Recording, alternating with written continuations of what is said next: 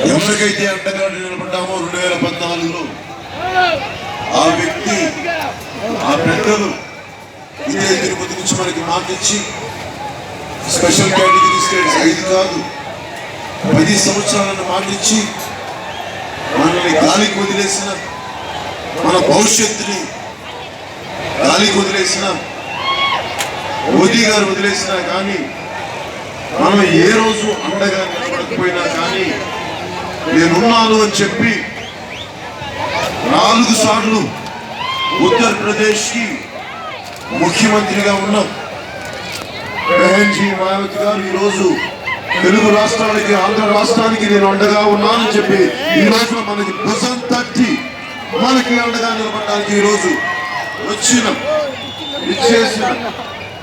బెహన్జీ మాయావతి గారికి, మాతృమూర్తితో సమానురాలైన బెహన్జీ మాయావతి గారికి తెలుగు రాష్ట్రాల ప్రజల తరపున, జన సైనికుల తరపున, వీర మహిళల తరపున, నా తరపున, నా అందరి తరపున బెహన్జీ మాయావతి గారికి మనస్ఫూర్తిగా ఆదాభివందనాలు తెలియజేస్తున్నాను.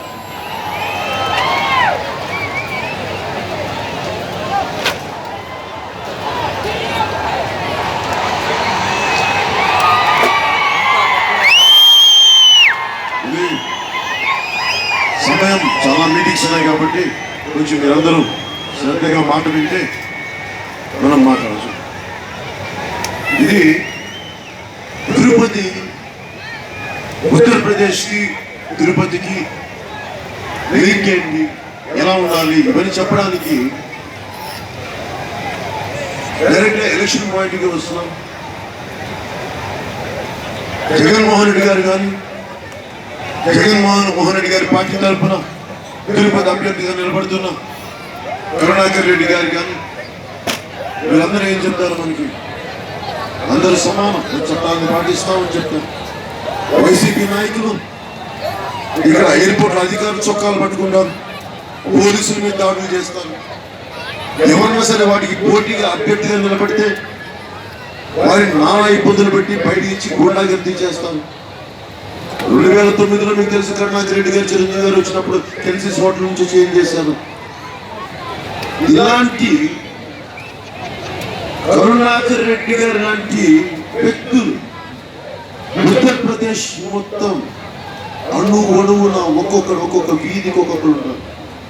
ఇలాంటి వాళ్ళని చీల్చి చెండాడేసిన రుద్రకాళి బెహన్జీ మాయావతి.